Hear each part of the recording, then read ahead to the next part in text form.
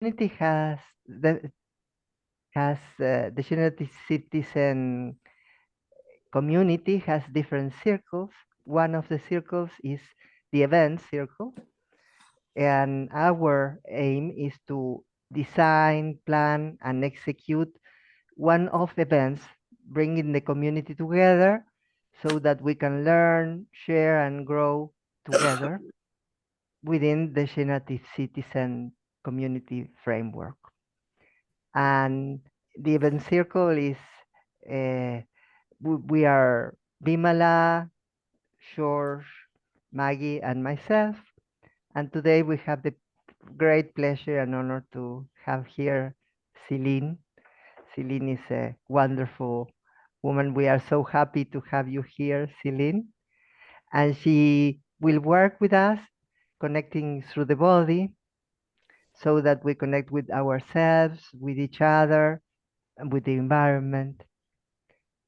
And probably most of you know Celine, but I would like to tell you that Celine is a licensed psychotherapist. She's also a workshop leader, dancer, yoga teacher, and she's a professor in the Saybrook University Minds and Body Medicine graduate program. There, she developed a talk mind-body therapies and practices body-oriented approaches to psychotherapy, and also mind body spirit application in psychotherapy and the mind body spirit integration seminar, as well as she mentors students and gives dissertations and serves in different committees. Her work with movement and experiential modalities evolved over 50 years of facilitating self-exploration, connection, and transformation.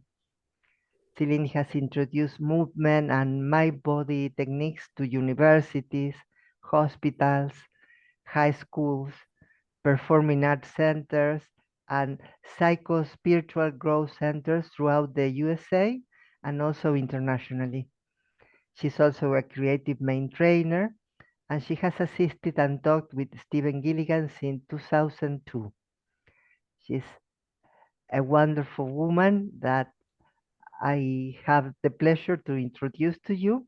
So thank you so much, Celine, for being with us today, and welcome.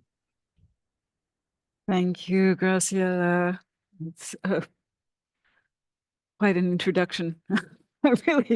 It sometimes feels strange to think about all those things, because what I want to do is just come here, right here in this present moment, and be with you and bring some of what I do in a way that we can all experience today together, um, and hopefully you can take some of it out into the work that you do out there in the world as well. I am going to start with just a few moments here of centering, breathing together, just opening into a slightly different state to move into what we're going to do today from that state rather than wherever we were before we got here. But just taking a moment to look around you, sort of see where you are, each of us in our own space, place. Taking in the space around you, where the walls are if you're inside. Feeling a sense of where you are in relationship to the ground underneath you. And when you feel comfortable enough in your space, maybe begin to bring your attention inwards. Maybe you can close your eyes, let them go soft focus, so that your attention can move inwards to your own body, your own breathing, your own inner space. And breath is a good place to start because it's been going on all by itself while we were doing other things. And here we have a moment to bring our attention to join in with that body process that's been going on already. And just checking in with your breath, seeing if there's any changes you want to make. Maybe breathing deeper, maybe breathing down to your belly, maybe slowing it down. Just feeling into what would create ease for you in this moment.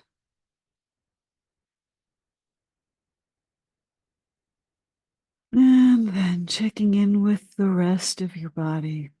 Let's see if there's anything that wants to shift.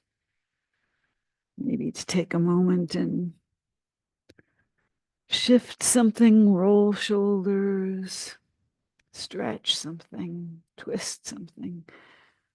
Just checking in to see what's happening in your body right now, what feels comfortable or uncomfortable, and is there any way that you can shift in a way that creates more comfort and ease for yourself?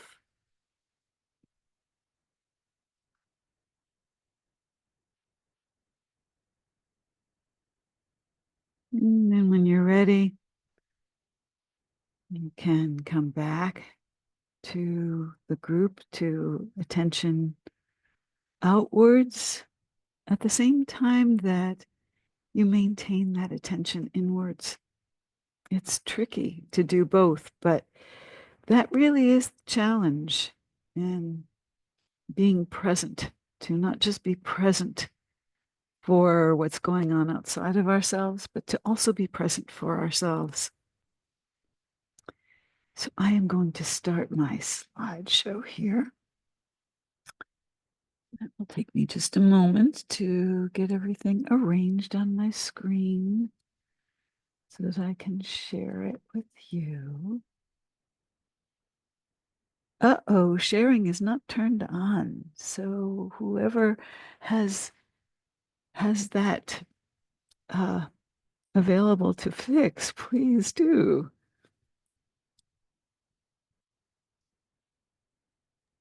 Try it now. Try it again. Let's see. There we go. Okay. Okay. There we go. And let me fix my screen some more so I can actually see you all at the same time that I'm seeing what I'm doing here and what I'm bringing to you. Okay. So moving on past my introductory screen here, I want to bring in this wonderful quote from Anna Halpern, who is one of the people who I saw as an incredible model for how to come from the dance performance world and bring movement out beyond that so that everybody gets to have it and experience it and work with it and have the benefits of using it to express ourselves and to connect with each other and to connect with what is beyond our individual selves. So I'm going to just read this quote here. We have been totally alienated from the true wisdom of our bodies, as well as from the wisdom of the larger body, which is nature itself. My interest in dance is to reconnect with the innate intelligence within our bodies and what our bodies have to say to us. Our bodies contain all the wisdom of the ages, wisdom that goes back before we were even born. That wisdom, it's in our cellular system, it's in our nervous system, it's in our circulatory system, it's in each breath that we breathe. We are a long evolutionary process. And I love that quote partly because of the time element here, that it connects us to something beyond just this moment and to a realization of our connection that goes into the past and into the future. but it also connects us with each other because we're all part of that evolutionary flow. So how do we connect to it? How do we learn from our bodies? What do we use as our channels of communication here? So here I want to bring in exteroception and interoception. Exteroception is all of our senses, what we take in from the outside. They're the things that we see, what we hear, what we smell and touch and taste. They're how we sense the outside world. If I am touching something, I have the information coming in through my body, through the senses in my fingers, and that I then make sense of what my senses are bringing in. But I'm also feeling what it feels like on the inside. That's how the information gets to me. That's the interoception part, is what am I feeling on the inside of my body? And there are so many signals we get from inside. Sometimes it's a fairly forceful signal, pain or a headache or hunger. All the information that we take in through those senses, we're feeling it on the inside. So we're getting information from the outside, but we're taking it in from inside.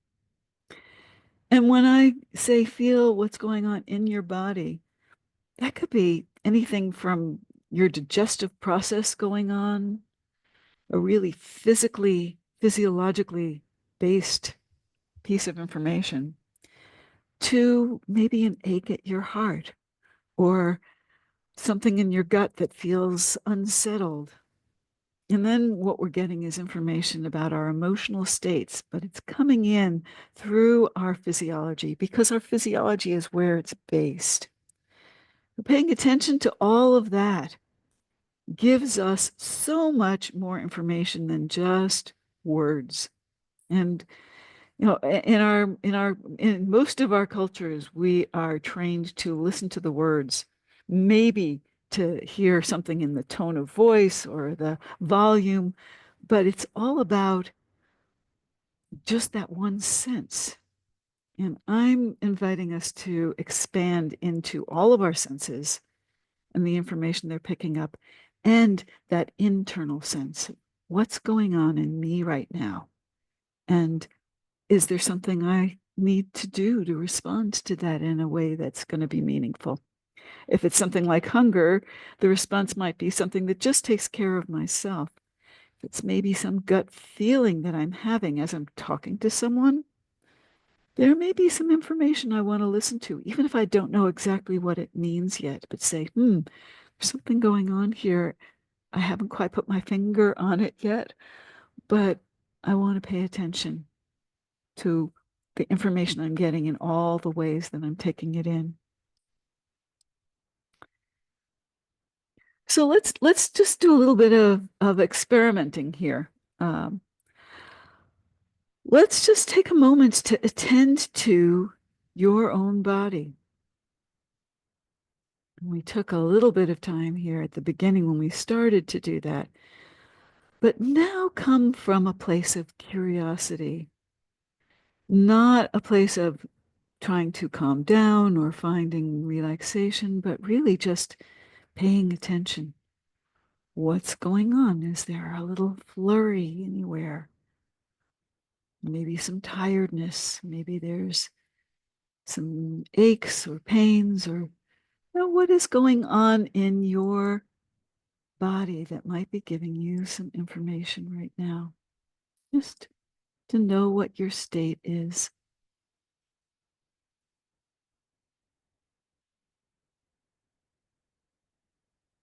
And then as you're paying attention, notice where movement is already happening.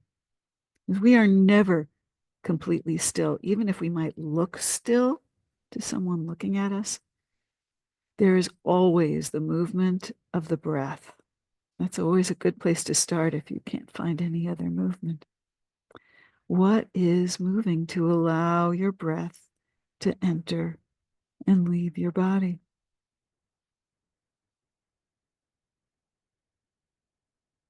And then noticing, is there any other movement going?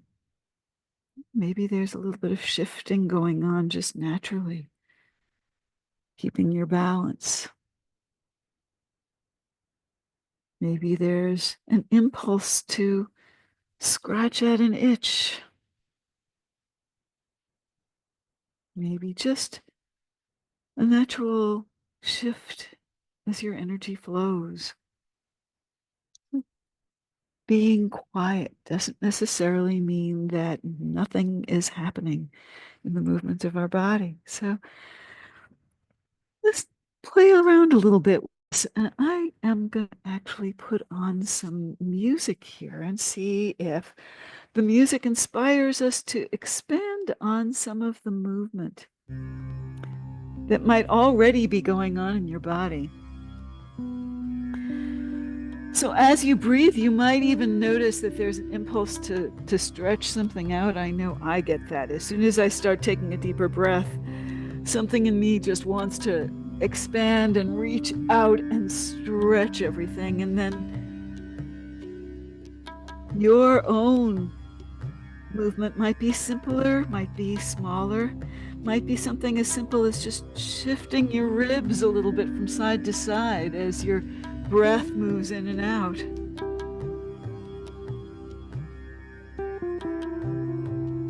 There's a wonderful saying, dance as if no one was watching. And I've always loved that because often when we know we're being watched, it can change the movement. We start thinking about what does it look like instead of what does it feel like? What is it that my body is asking for? Someplace that wants to be stretched, someplace that wants some attention. Just letting your body flow in whatever way it seems to want to, small and subtle, or large and expansive.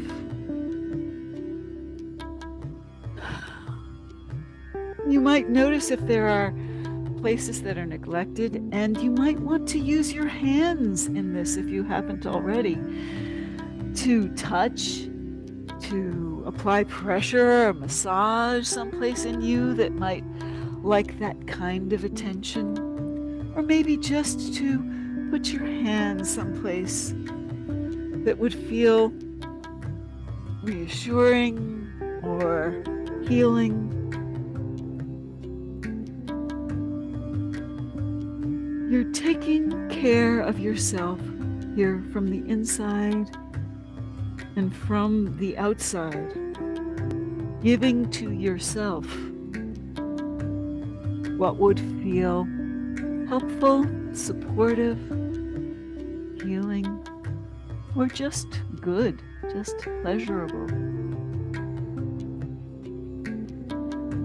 Just taking that moment of time or a few moments here to check in with yourself and respond.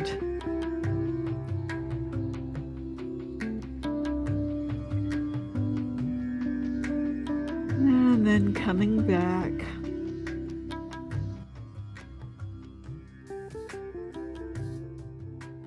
Back to a slightly quieter place. You might still feel movement going on inside you or a little bit outside.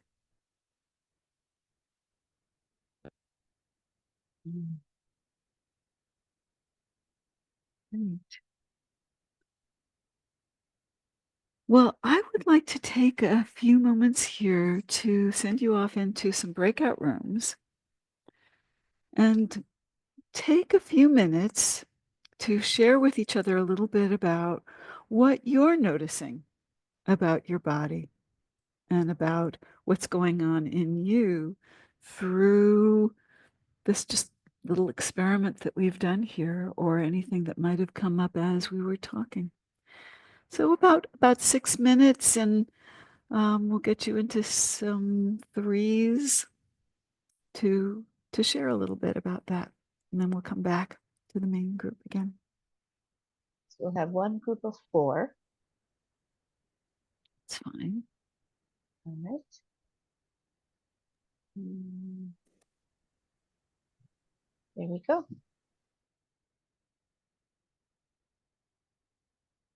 So then you can unshare your screen.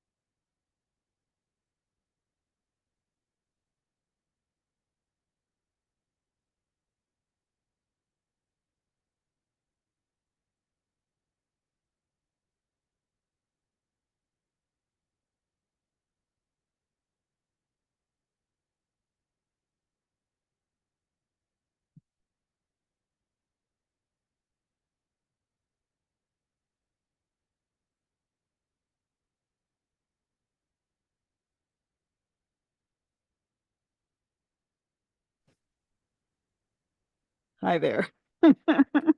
Hello. I didn't want to I think you leave got, yeah, I got put in with two other people and I wanted to okay, you know, stay with them share. until at least they had shared and we all shared a little and then I left them to share some more with each other. Yeah. Good. Mm. All right. Mm. So it's interesting that as co-host, I Oh, did not have the ability to share. it's nice as a host to come in to breakout rooms. Yeah, you can visit other breakout rooms as well. I know, but once people get going, I don't want to interfere, you know, let people have the Correct. experience they're having and not change that by my presence. I get that. So, Yeah. yeah, yeah. And I'm just sort of looking at the rooms here and seeing who's here. I think we lost one person who whose name I recognized from Facebook. She's someone who I don't really know, but I know people who know Okay. her. And she Okay. seems to have left. Someone was having problems with their audio. Ah, Yeah. okay. Blandine. No, it was Asha who is the name that I Oh, recognized. Asha. Okay. Yeah, and she maybe it turned out not to be her cup of tea. We'll see. Oh, people are going to come back in 30 seconds. Okay, and then we'll go on from Sure. there. I'll go back to sharing my screen. Ah, people are arriving again. Okay. Hey, Maxine.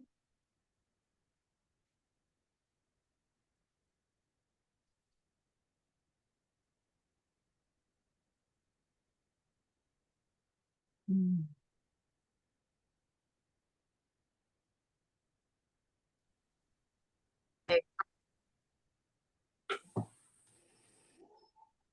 Hmm.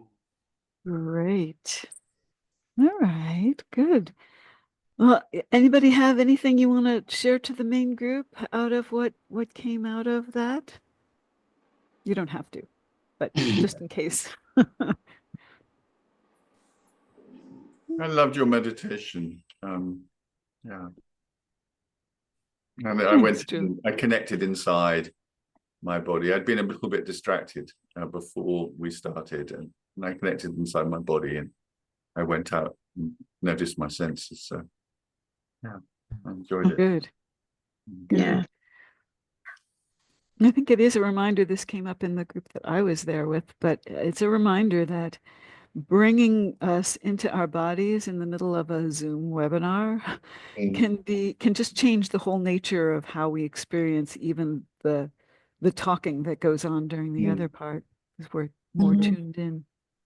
Mhm. Okay, I'm gonna move on here to my next slide. Um, I like this just because it's an important reminder to welcome all of what comes up. Now, often we think we're supposed to be going looking for just the positive, the good feelings, and there's information in all of them. So making room for what might be uncomfortable or uh, that doesn't always make us feel as good. Making room for that is an important part of this tuning in. We're not just tuning into the nice the nice feelings, and also that move to my next slide. We can't see your slides right now. You Can you can't. Oh, it's share because again? I have not shared. Thank you Shared it. for reminding me. Yes, let's see. I think I have to go two more and share again. Here we go. Yeah, it's still on my screen, but not on yours. Here we go. All right. This is the slide that I was speaking of. Just as a reminder to make room for whatever comes in and not to close something down just because it wasn't what you were hoping for. You know, it's not to say that you can't make a space for it and make sure there's enough, as I like to say, enough space around it so that it's not overwhelming you. If you have something that's feeling very negative or difficult, it can often kind of squeeze us into a contracted state where that's all that we're experiencing. And I like to hold the image of expanding that state so that there's still that thing that was uncomfortable, but it's not everything now. It's just one part of all of the possibilities, which makes it a little bit easier to work with whatever's come up. So now I'll move on to the next screen, which is just a reminder that all of those feelings can be an inspiration for our movement. And sometimes the best way to find our way through something that is an uncomfortable feeling or emotion is to move with it. So, for example, when I'm working with someone and we've come up against something that feels just intense and maybe either overactivating or closing someone down completely, that's a good time often to introduce the possibility of movement. It's like, what, is there something that your body can do to work with this a little bit better, to make room for it, maybe to shake it out, or maybe to roll it all around on the floor, or to just express how intense it feels right now. But using movement as a way to move emotions through us rather than having them get stuck.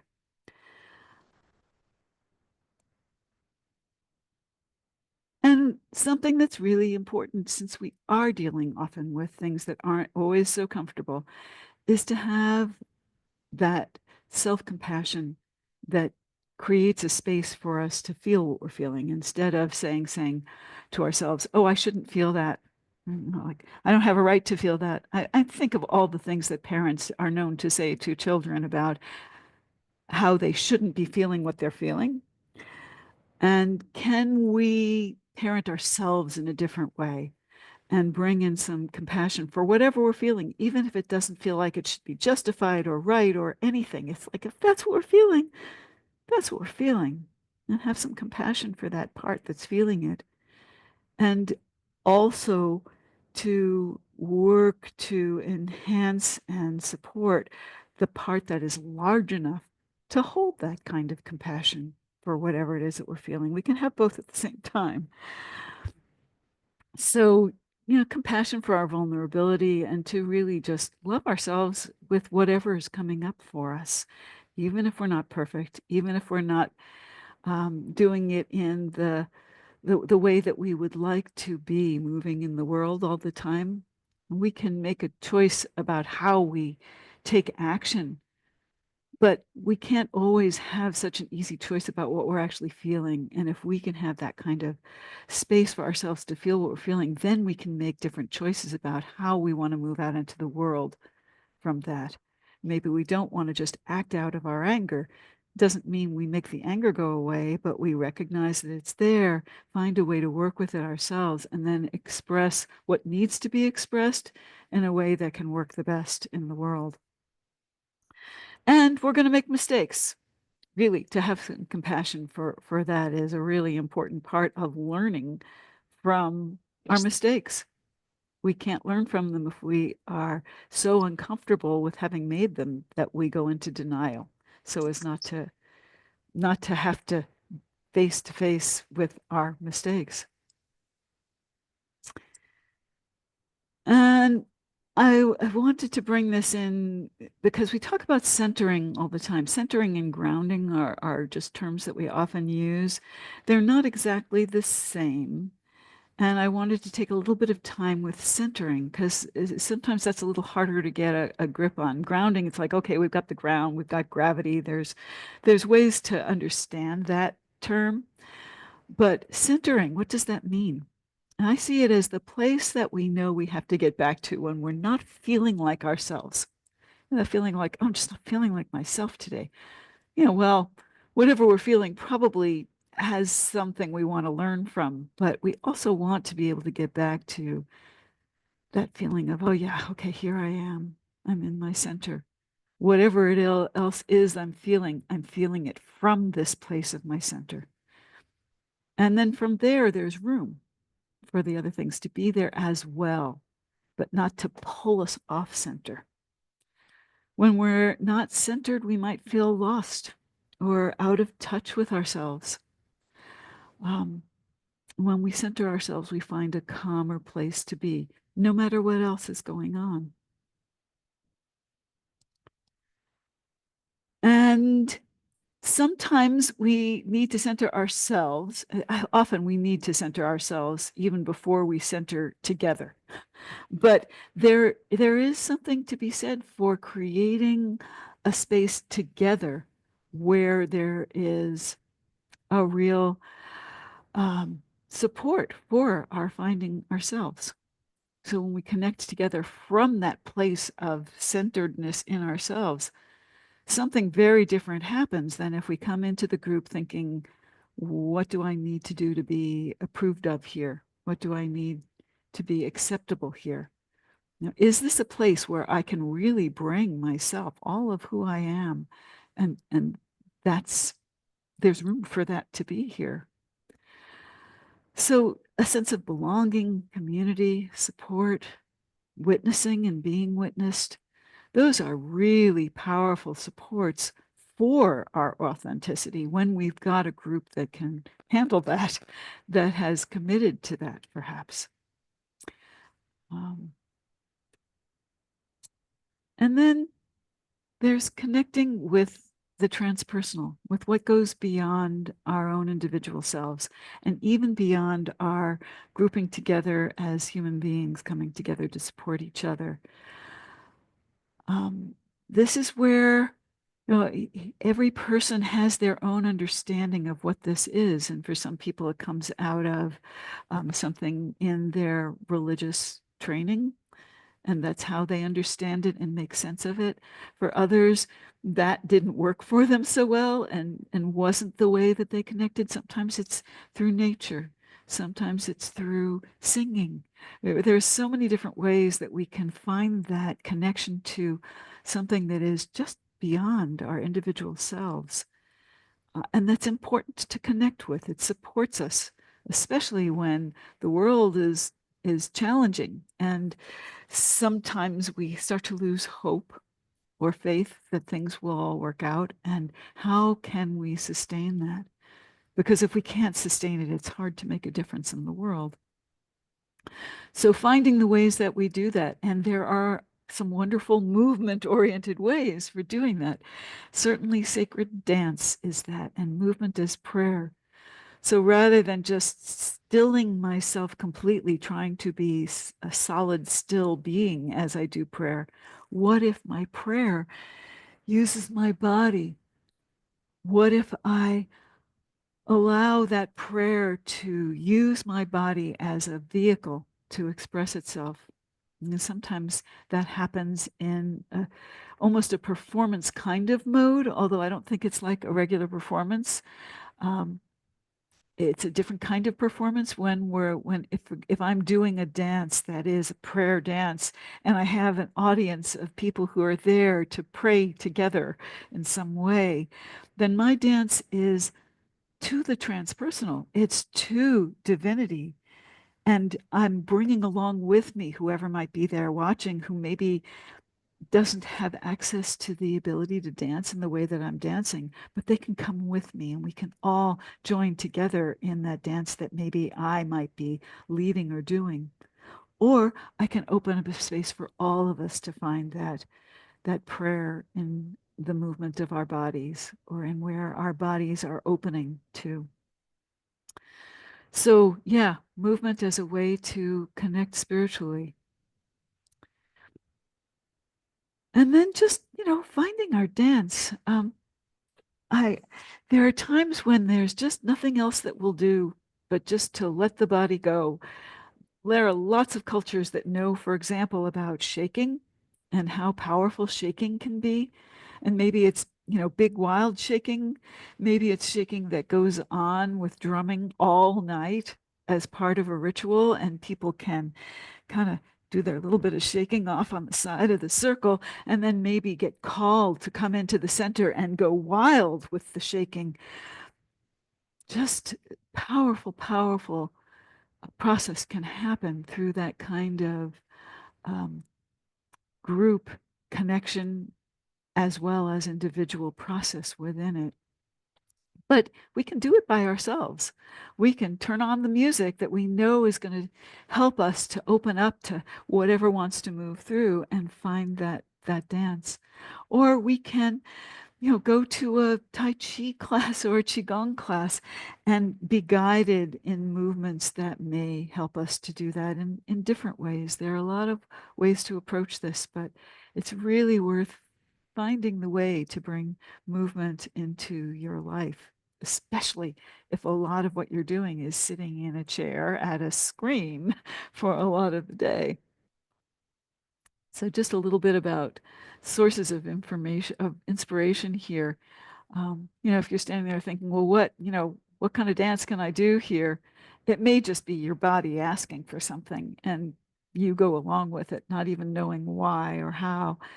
But sometimes you can go looking for something that would inspire a particular movement dance for you.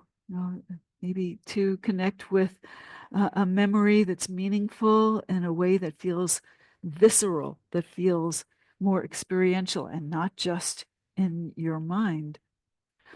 Finding what gives you peace or comfort, strength or courage, joy or gratefulness. Sometimes just a simple gesture, putting your hand on your heart, can bring comfort.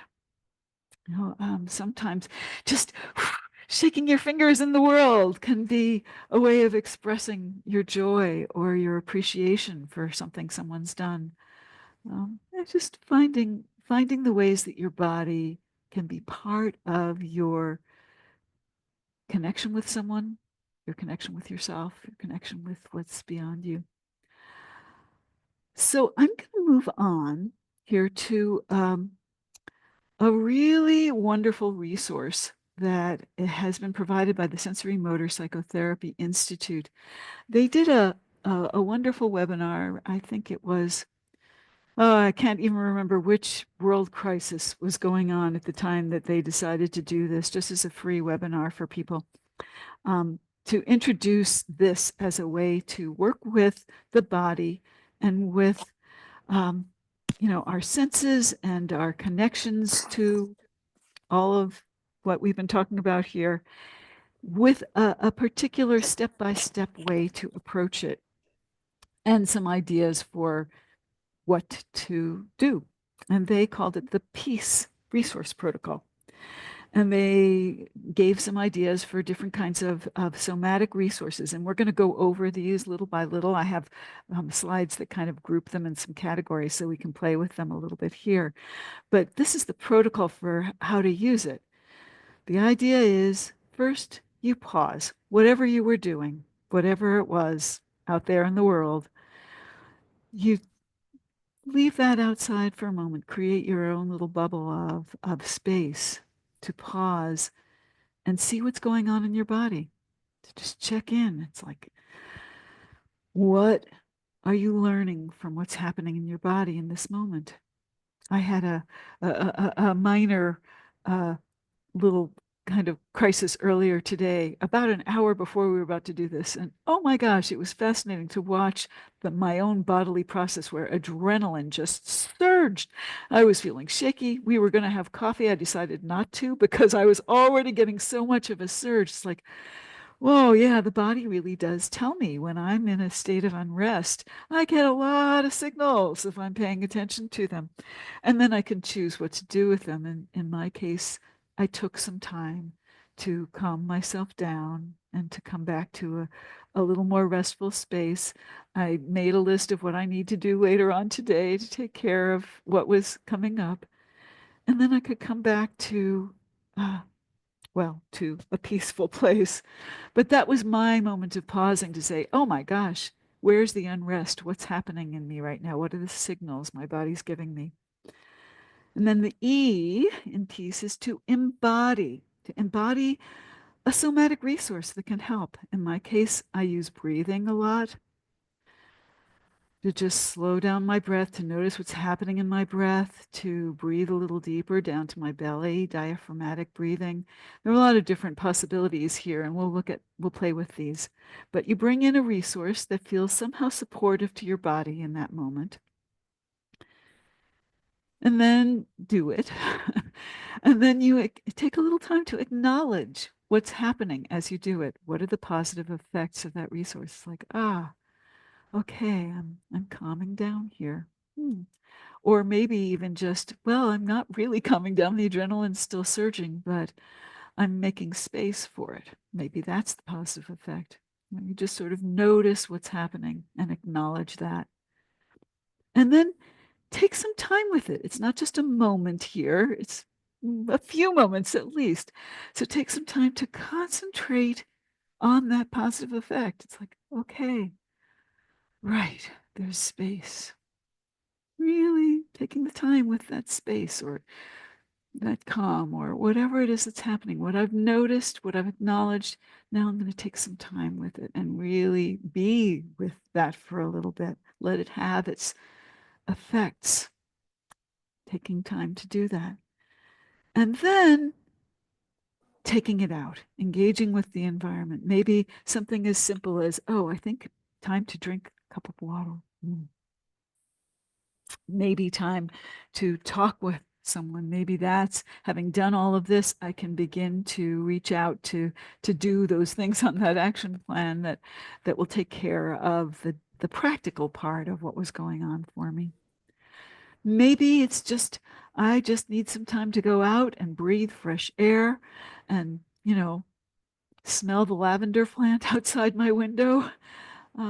Engaging with the environment. Maybe it's about talking to someone I know, but something that takes me outside of my body, but still staying connected with all of what I just did and the rest of that peace protocol. So that is the peace resource protocol. I want to take some time now to go over some of the pieces that are there listed in that somatic resources thing. And what we're going to be doing here, let me check my timing. We will have a little bit of time to go off and try this out with each other a little bit. So as we're going through this, think about which of these might be easiest or most comfortable or most resonant for you to bring to someone else. And maybe jot that down so that when we go off into a breakout room with someone else, you'll know what you want to try. So let's try these now, just briefly, each one. Just taking a moment to focus on your breath, just as we did at the beginning. It's always there. It's like, oh yeah, right, there you are. And maybe an invitation to take a deeper breath. And I'm actually really careful these days in the ways that I make these kinds of suggestions. So I actually wouldn't say to someone, take a deep breath. I might say, I want to invite you now to take a deep breath. So it gets to be their decision. It's not me telling them what to do, but me offering a possibility of something that might be useful for them if they should choose to take it. So an invitation to take a deep breath and maybe even a sigh. It can come out however one's body wants to sigh, big or small, short or long. Maybe a long exhalation to down regulate the activation that's going on. So maybe a shorter breath in and then a longer exhalation.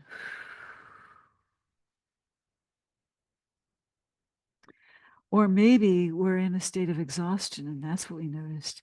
And then we might work on the inhale to upregulate a little bit.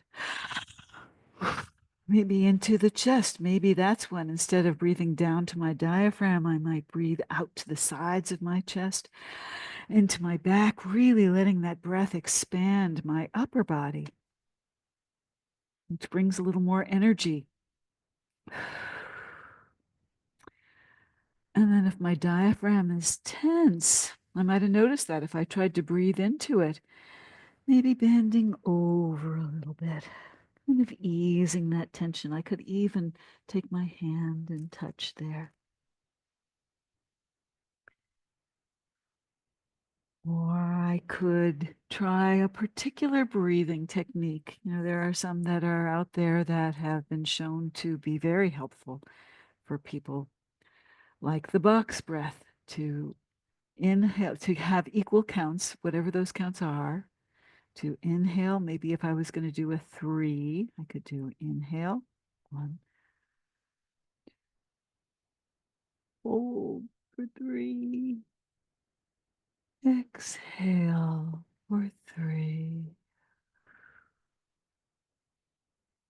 and then hold 3. And just doing that count. And I might notice in the first round that the count wasn't right for me, that I needed a longer count or a shorter count. Playing with that to find the right count that one can stay with for a little while. Or I could do short breaths with holds on the exhale.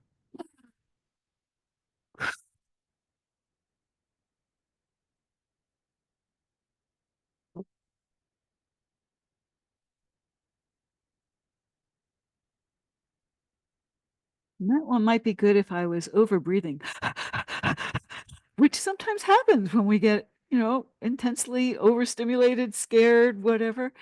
I know I've been in that state sometimes, and someone has said, "You take a deep breath."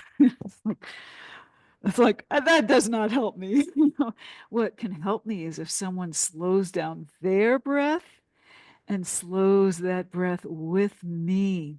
So we're resonating together. They are helping me to regulate by their own regulation, which is very different than take a deep breath, which kind of makes me feel more rattled.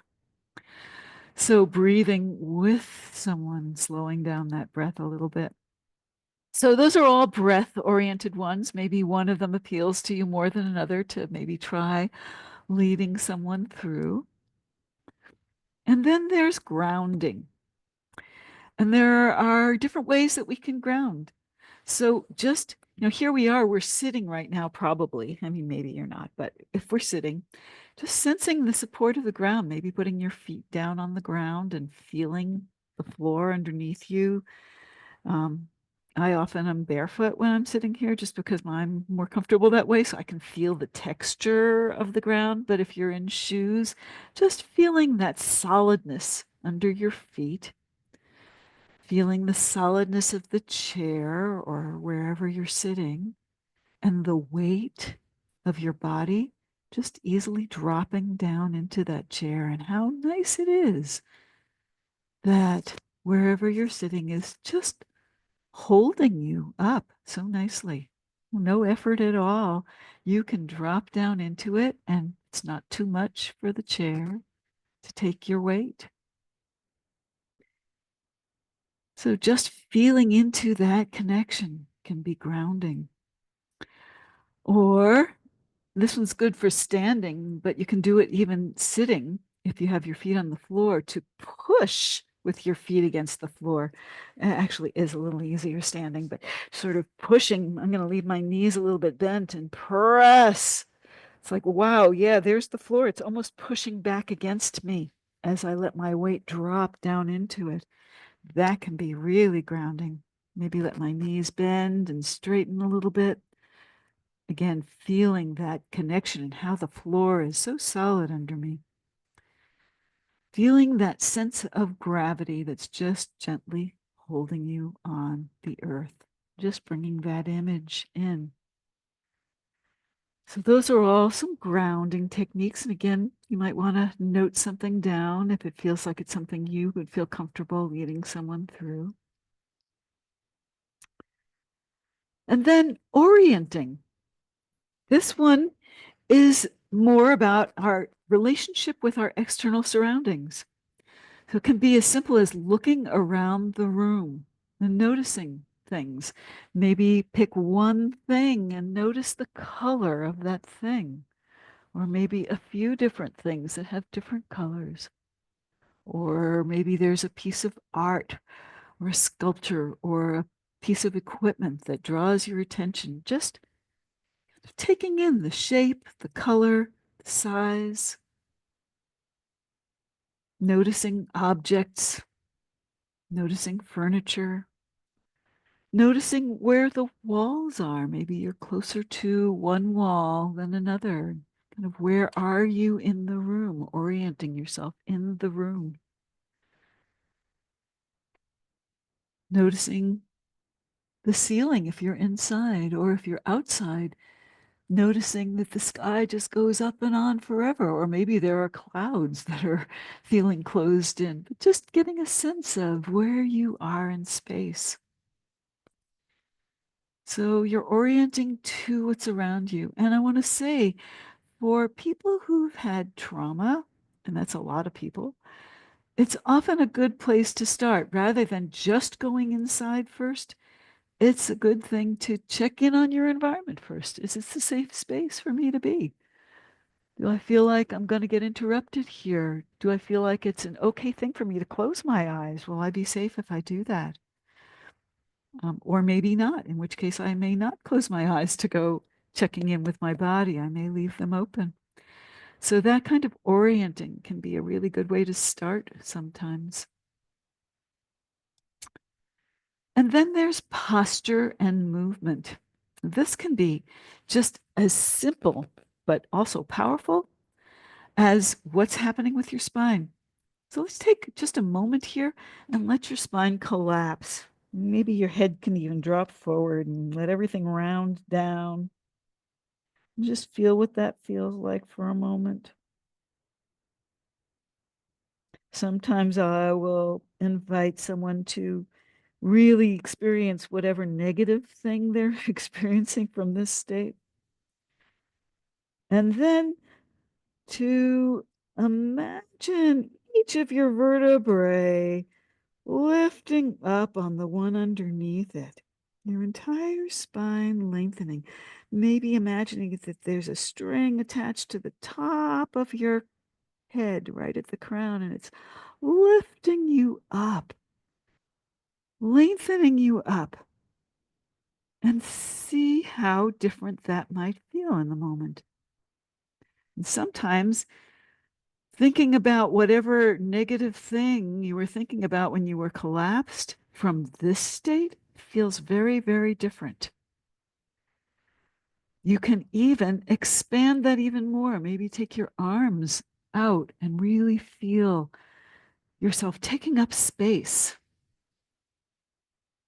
It may change your breathing to do that. Maybe there's more space to allow the breath in. Okay. So that's a really simple but pretty powerful thing to do with someone, or yourself, certainly. These are all good for yourself, but they are also things that you can invite someone to do with you in the midst of a session where things are intense, or where it just feels like some kind of shift is important, or just a little more awareness. Standing up, just as simple a thing as I'm going to take my zoom out here for a moment so I can stand up, just standing up for a moment and feeling your legs under you.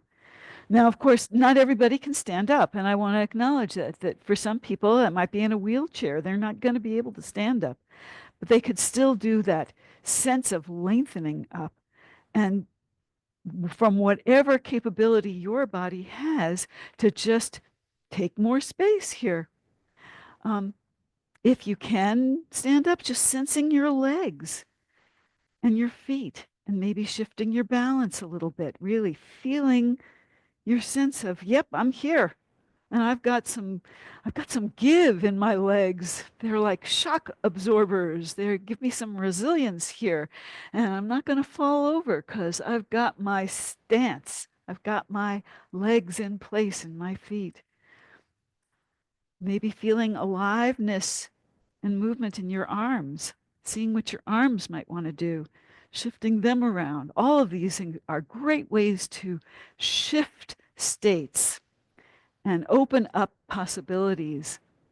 The simple thing of opening up possibilities in the body can often lead us to opening up possibilities even in the mind. And I'm gonna come back, back to my seat here. Lots of possibilities here. And if we had more time, I'd go over each one individually, but I think you can get the idea. Simple as turning your head to look around, to move rhythmically. Music can help with that, but even if without the music, we can move rhythmically, bouncing, swaying, swinging, shaking. Bilateral movements, tapping on thighs. Marching in place. This is the butterfly hug, by the way.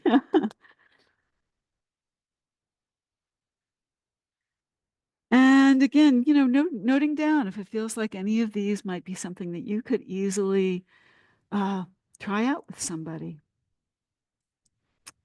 Using the hands. A lot of things you can do with your hands. Putting your hand on your heart, hands on your belly, rubbing or tapping your legs or your arms, hugging yourself, pushing hands against each other.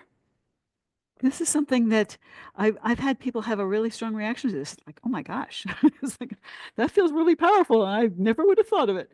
Very grounding in some ways to just push palms of hands against each other. Maybe massaging your hands and bringing some of that loving touch to your own hands. Massaging or gently stroking your face. And again, it's a way to embody a sense of care for yourself and to take it in interoceptively. Now you're feeling what it feels like from the inside to be touched by yourself. No, totally different kind of thing, but to push against a wall or a piece of solid furniture, to really push and to get that sense of strength. Oh, I have strength to push. I have a power in me that can do that. Very powerful to do that. To use the hands to make a stop gesture. It's like stop. Again, for people who have had experiences where they didn't get to do that, that can be really powerful. Stop can go with the words or even without. And then culture and ancestors.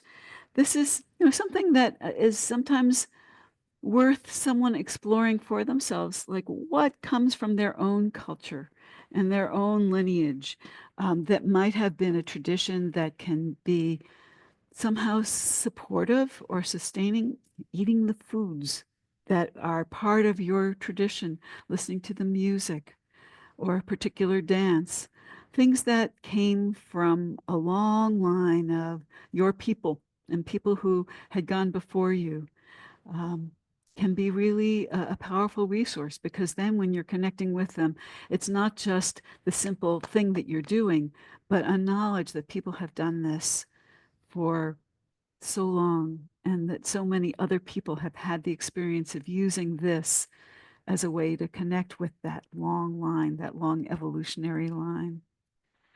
And then the last one to bring in here is engaging with the environment.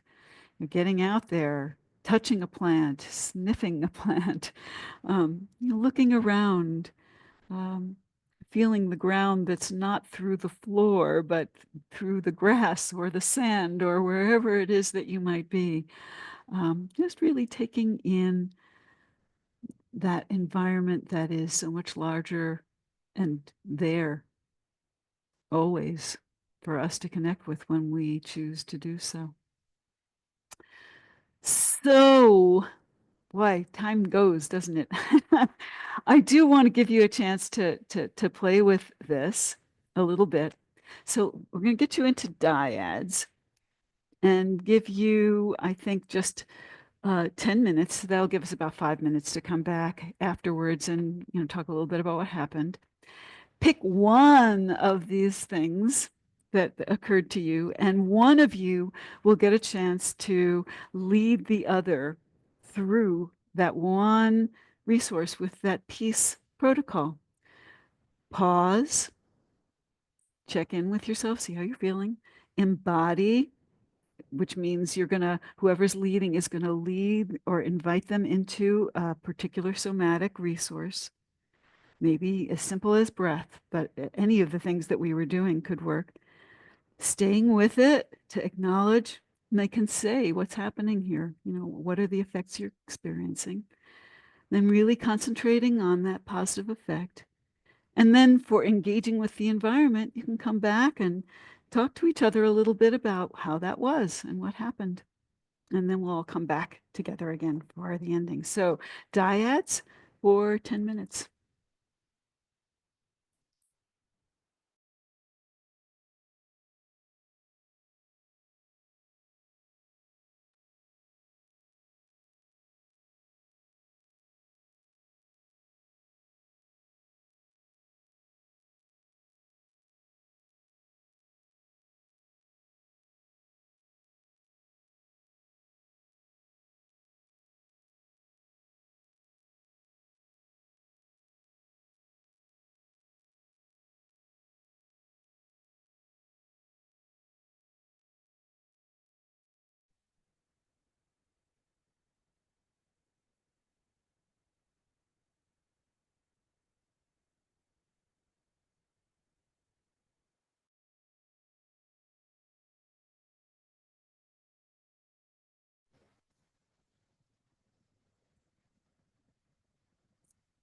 Oh, that's gone.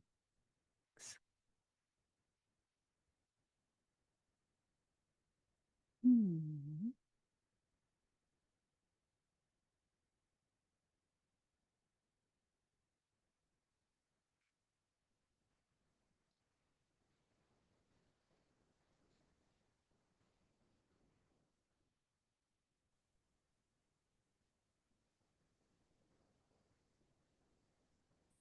Just wanted to check in Okay. the rooms. Yeah, you're back. Everybody So it was looks there. like everybody's there. We got twos in everyone, so that's Twos, perfect. yeah. Okay, good. Good. Good job. Oh, good. We're managing to get almost everything in the amount of time. Yeah, you did really well this time.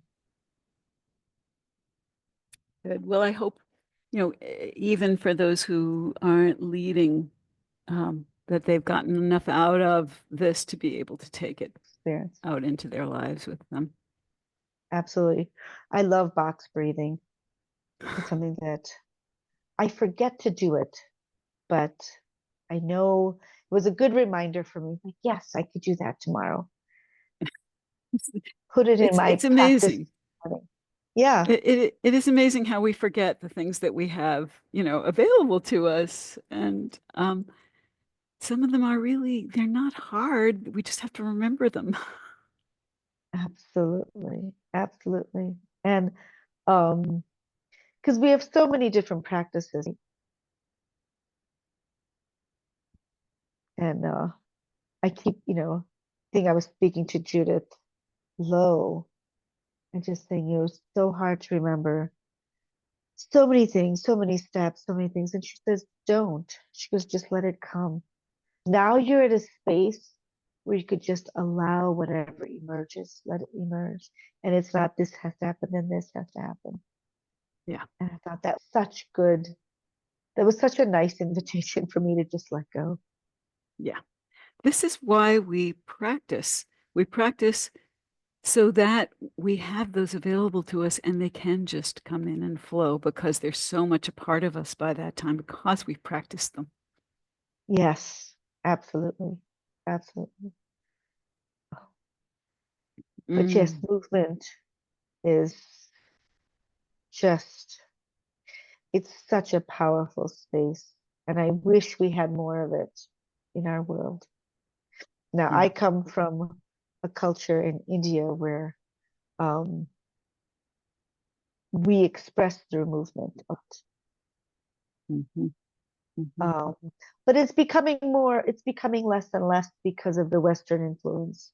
I was going to ask that. I think that is the saddest thing when a culture has it already, and then they somehow get the idea that Western culture has something better, and they lose what was so powerful. Well, we were told that the Western was better. It wasn't a choice. we were told, and I mean, it's in our DNA now. We have to kind of Yeah. remove that. Yeah. And We really do. but we also have a workforce that is stationary. Yes. Yes. And it doesn't leave room for us to, the word that comes to my mind is play, to have some time to play. You know? Yes, Yeah. absolutely. And I know as an adult, I've lost a lot of playfulness. My kids keep reminding me. I have a 13-year-old. Mom, will you just play with me? Oh. I'm like, I need to play with you. That's what I need to do is run around and play tag and play, hide and seek or whatever it is. And because I love when we play. And I'm like, yeah, Yes. yeah. Yes. And Good reminder kids, for me.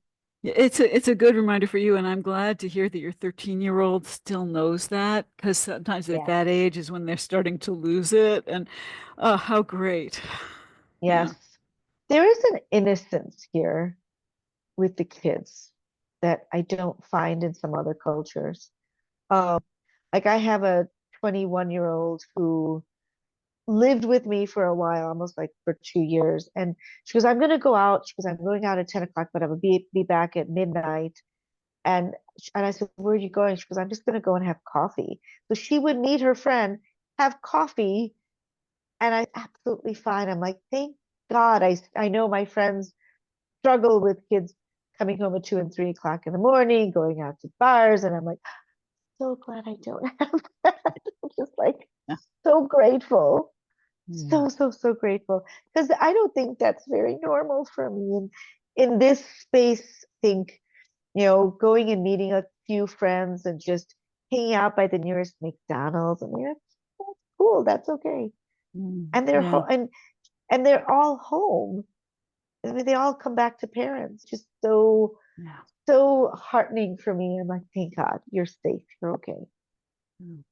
Yeah, there's a Yeah. trust there that allows for that to happen.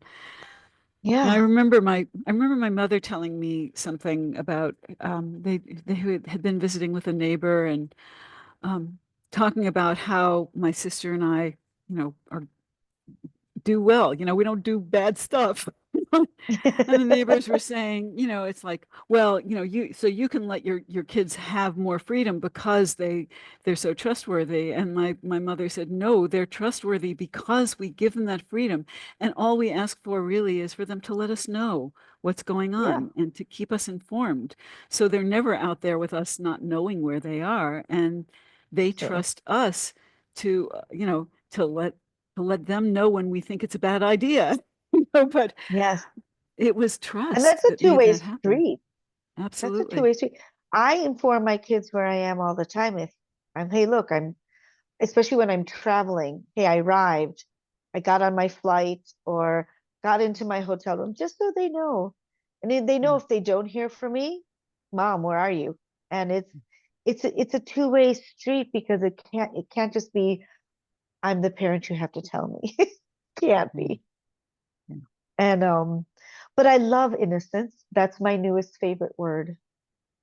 And I want more innocence It's in the nice. world. I Yeah. like that. I like that. How are we on And time? I'm not sure where we are. let I, me I don't check. remember when we started. Yeah, we have 1 minute 44 seconds, and then they'll have 30 seconds, and they'll be Okay, drawn back.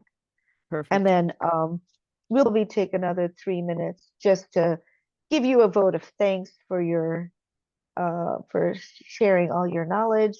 And then I just have one slide that I'm going to show up for the next upcoming event in Okay. December. Okay. Yeah, I was and going to that's about it. leave my references out there.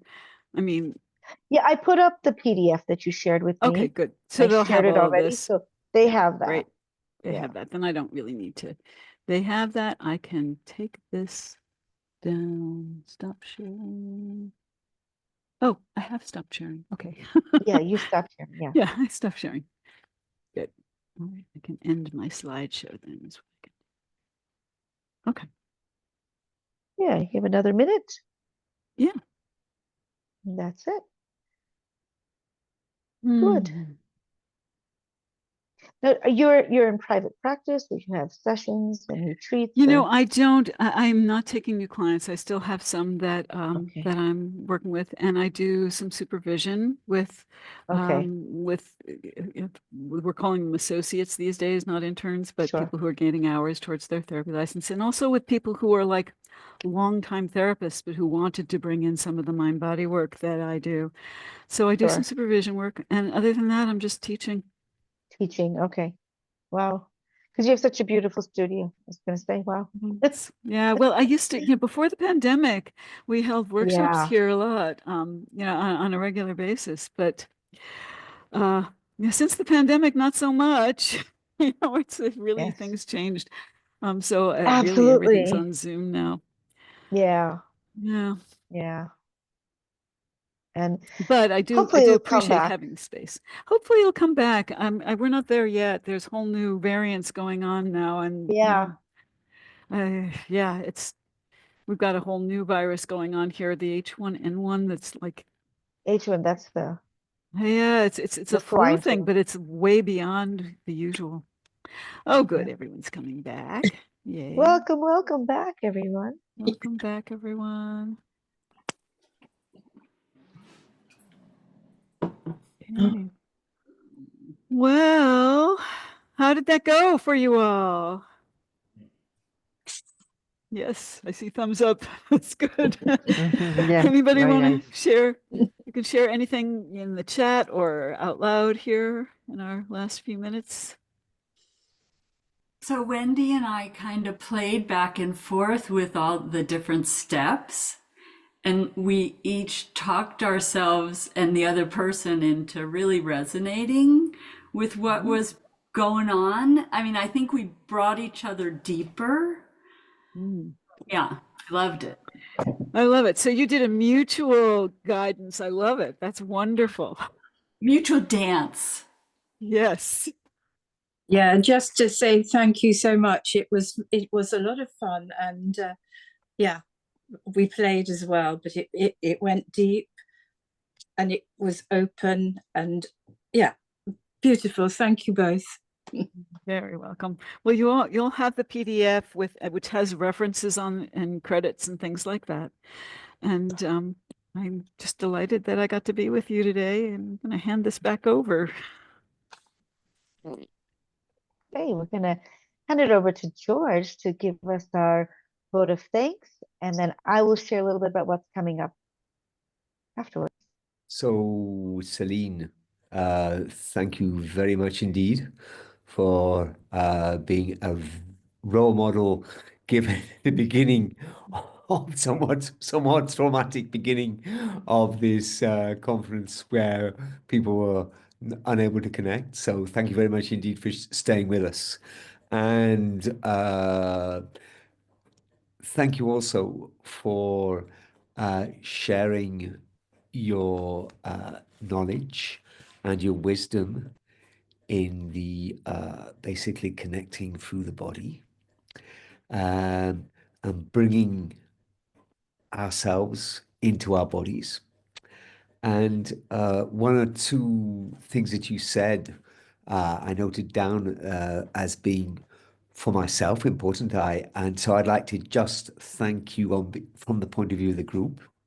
And I hope some of the things that I say or resonate with the rest of us.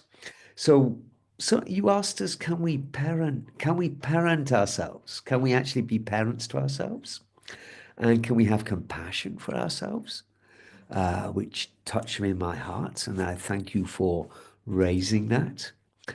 And what is the place we need to get back to? To reconnect with our innate intelligence within our bodies. And as the quote said at the beginning, as we read the quote, we are a long evolutionary process. And my feeling is that you have helped us this evening in our respective evolutions. However, yes, we wish to interpret that, and I'd like to thank you very warmly for that. And thank you for also being right here with us in the present moment, in the various, well, the array of exercises you very skillfully, went through with us. I've never, with so many different, yes, resources in such little time, but all very skillfully and uniquely explained. Thank you so much. And I'd like to leave with something that you said, that breath is a good place to start. So I hope that you would be willing to come back in the future, to take us through another session, because personally I found that it was very inspiring. My state is much more resourceful now than it was an hour and a half ago. So on behalf of all of us here, and thank you so much for devoting your time to us this evening, at least in Europe, and in the morning in California. And wishing you a long, healthy, and joyous life. Thank you very much indeed. Thank you, George. Thank you all. Thank you all. Thanks, Selene. Yeah. Thank you. Thank you very much. Just to let you guys know, our next upcoming program is on the 16th. Mark Chambers will be taking us through our practice sessions, and we'd love to have you join. I'm putting in the registration link into the chat, so please do join. And it's a very intriguing. Let me see if I can share my slide with you guys. If I'm in the right space, I don't think so. Sorry, let me see if I can get We this. saw your Google platform. Yeah, Google, there your you go. Google start page. There you go. This should be better. There we go. Oh, right. Yes. Wonderful. Yeah. There we go. And I love the topic and how our work welcomes the paradox of tolerance. I think such an important topic for all of us. So please join. It's on the 16th from 6 to 7:30 p.m. UK time. And the link is in your chat. So please do join us.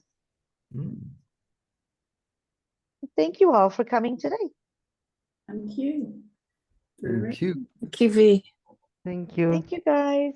Thank you very Celine, much. that was Thank so you very much, wonderful. Celine. I really It was appreciated it. amazing. Yeah. Thank Really you very good. Oh, much. Celine, any chance Yes. can we get the slides as PDFs? Could if Yes, one of the team yes. who has the slides turned it into a PDF, would you be okay Yes, with it's that? already, yes, I've already turned it into a PDF, Yeah. and they have it. I have it. Great. Yeah. Good. I Brilliant. have it, and I'll share it with the recording, Julie. Good. Thank you. Absolutely. So everyone will get the recording as well to continue the practice. Yes. All right. All right. Thank you very much. Thanks so Thank you, much. Thank you so Celine. much. everyone. Celine. Thank you. Bye Thank you bye. so much. Thank Bye-bye, you. everyone. Bye Thank bye. Thank you, you very much. everybody. Yes, thank you. Okay, well, I will take off then. It was wonderful to be with you all. Yeah. Thank you. Thank Thank you you very Thank much. you so very much, much. Celine. Thank you. Thank you, Celine.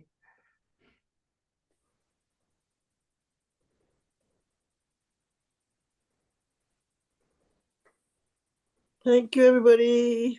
Bye. Thank Thank you. you. Bye, Bye, Shoshan. Georgianne. I think We lost that we George. lost Yeah. George. Yeah, I we think we lost lost George. George.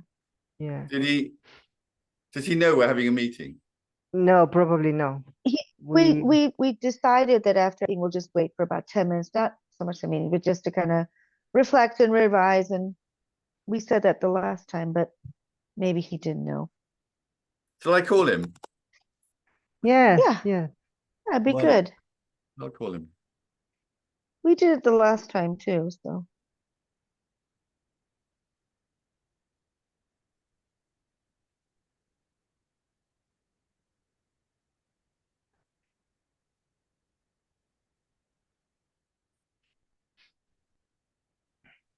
Well, while we're waiting, I had a